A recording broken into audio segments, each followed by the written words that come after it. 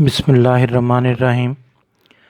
हमारा सिलसिला चल रहा है, पास्ट पेपर को सॉल्व कर रहे हैं बीएससी फोर्थ ईयर के लिए। वेक्टर एनालिसिस का एक हमारे पास टॉपिक है, उसमें हम पास्ट पेपर को जो है वो सॉल्व कर रहे हैं।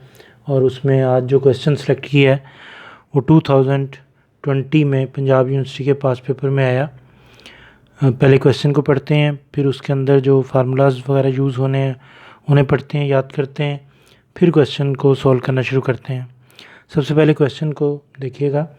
Prove that, left hand side नज़र आ रही है, राइट हैंड साइड नज़र आ रही है। ये बड़ी ब्रैकेट के अंदर जो है वो देखिए, अगर दो vectors a plus B add हो रहे हैं, यानी कि ये एक वेक्टर है, b प्लस सी दो b और c दो वेक्टर है, प्लस करेंगे एक वेक्टर ये आ जाएगा, इस तरह ये वेक्टर आ जाएगा। तीन वेक्टर्स नज़र आ रहे हैं, थोड़ा सा गैप है।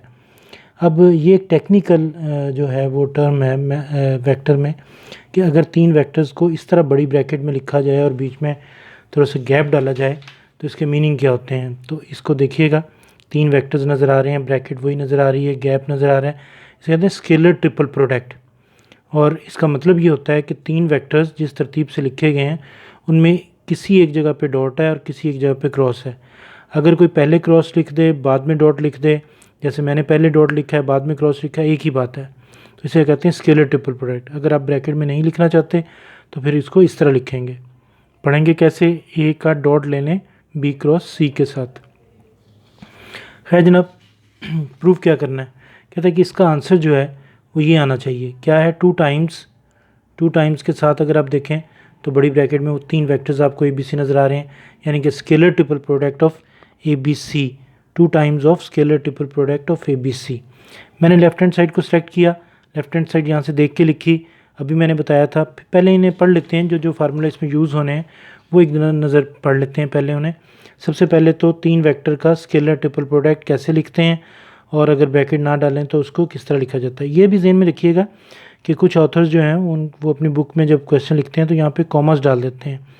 कॉमर यहाँ पे डले हों तब भी ठीक है, ना डले हों तब भी ठीक है, इस पर बहस नहीं।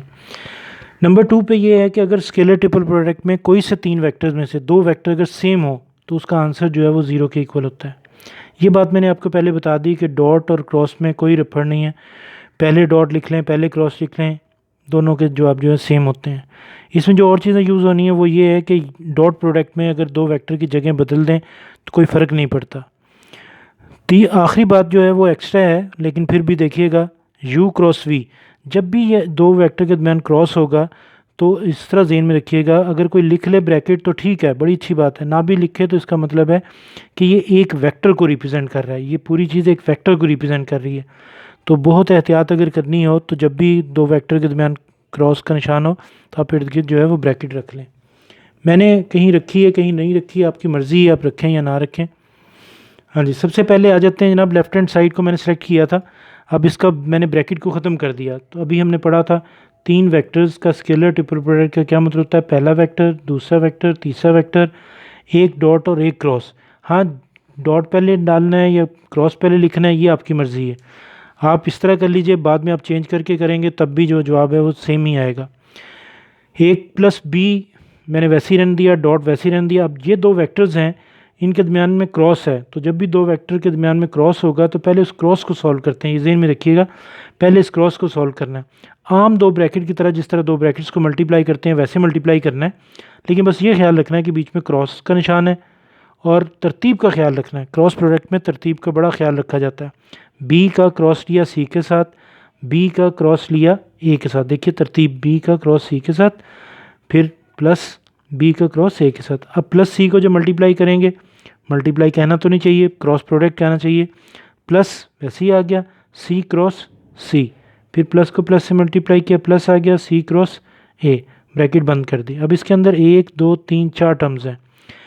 एक फार्मूला ये मैंने लिखा नहीं उन यूज़ फार्मूला में कि दो वेक्टर अगर सेम हो क्रॉस प्रोडक्ट में, दो वेक्टर अगर सेम हो क्रॉस प्रोडक्ट में तो उसका जवाब जो है वो 0 के बराबर होता है। ये पार्ट तो 0 हो गया, इसलिए 1 2 3 टर्म्स आपको यहाँ पे नज़र आ रही हैं। फिर उसी तरीके से दो ब्रैकेट्स को जिस तरह मल्टीप्लाई करते हैं बस डॉट का ख्याल रखना है। ए का डॉट लेना है पहले बी क्रॉस सी के साथ, ये देखिए ए डॉट बी क्रॉस सी, अगर आप ब्रैकेट रखना चाहते हैं तो रख लीजिए, आपकी मर्ज़ी है।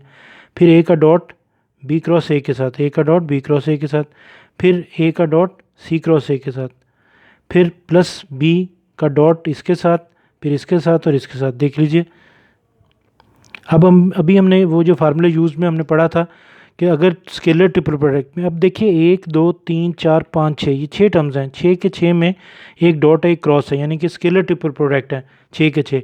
इनमें वो वाले टर्म्स जिनमें दो वेक्टर सेम होंगे वो ज़ीरो हो जाएंगी, क्योंकि अभी हमने यहाँ पे पढ़ा था कि स्केलर ट्रिपल प्रोडक्ट में अगर दो वेक्टर सेम आ जाएँ तो उस पूरे का आंसर जो है वो ज़ीरो होता है। तो यहाँ पर अब कुछ टर्में जो हैं वो ज़ीरो हो जाएंगी। अब कौन कौन सी टर्म ज़ीरो होंगी, देखिए सबसे पहले आप खुद देखिए, ये देखिए इसमें दो वेक्टर जो है वो सेम है, दो वेक्टर सेम है, दो वेक्टर सेम है, दो वेक्टर सेम है। तो जहाँ मर्ज़ी ये हो, आपने ये नहीं देखना कि शुरू में है या बाद में है, पहले है या बाद में है। तीनों में से कोई दो अगर सेम होंगे स्केलर ट्रिपल प्रोडक्ट में तो उसका आंसर जो है ज़ीरो होगा। अब सोचिए कौन कौन से इसमें ज़ीरो हो जाएंगे और क्या बच जाएगा। मेरे ख्याल से तो ये जो पहली टर्म है और ये जो आखिरी टर्म है ये बच जाएंगी, बाकी जो है वो सारे ज़ीरो हो जाएंगे। ज़ीरो होने की वजह क्या है वो भी हमने पढ़ लिया, फिर आप देख लीजिएगा बाद में उसे याद कर लीजिएगा। अब देखिए वो जो बची हुई दो टर्म्स हैं वो मैंने लिखनी। अब मुझे जो जवाब निकालना है उसके पे भी नज़र रखी हुई है, उसमें है A B C, scalar triple product of A B C. अगर आप गौर करें तो यहाँ पे तो scalar triple product of A B C आ गया। ये जो है स्केलर ट्रिपल प्रोडक्ट तो है लेकिन ए बी सी नहीं है, तरतीब नहीं है, तो अब इसको हमने तरतीब में लगाना है। पहली बात तो ये है कि यहाँ मैंने आपको एक बात बताई थी कि डॉट और क्रॉस को अगर जगह बदल दें, डॉट और क्रॉस की अगर जगह बदल दें तो उसमें फ़र्क नहीं पड़ता। तो मैंने पहले क्या किया, डॉट और क्रॉस की जगह बदल दी। अब इसका फ़ायदा मुझे क्या होगा तरतीब में, ये देखिए बी क्रॉस सी ये एक वेक्टर है और ए एक वेक्टर है, दरमियान में डॉट है। तो यहाँ हमने क्या पढ़ा था कि दो वेक्टर के डॉट प्रोडक्ट में अगर वेक्टर्स की जगह बदल दें तो फ़र्क नहीं पड़ता। तो पहला वेक्टर ए वैसे ही आ गया, डॉट का निशान आ गया, और बी क्रॉस सी एक वेक्टर है, देखने में बी क्रॉस सी है लेकिन ये एक वेक्टर को रिप्रेजेंट करता है, तो इस तरह बी क्रॉस सी आ गया। अब ये ए डॉट बी क्रॉस सी है, ये भी ए डॉट बी क्रॉस सी है, दोनों प्लस हो रहे हैं, तो दो सेम चीज़ें प्लस हो रही हैं, 2 टाइम्स आ जाता है, 2 times A dot B cross C आ गया। अब इसको ऐसे ही रहने दें या इसको इस तरह लिख लें, ये हमने पढ़ लिया हुआ है। लेकिन क्यों हमने इस तरह लिखा, क्योंकि जो प्रूफ है उसके अंदर उसने ये वाली शेप दी हुई है, तो जिस शेप में प्रूफ में कहा हो उसी शेप में जो है हमें आंसर देना चाहिए। तैयार कीजिएगा, अगर कोई प्रॉब्लम होगी तो फिर आप डिस्कस कर लीजिएगा। अल्लाह हाफिज़।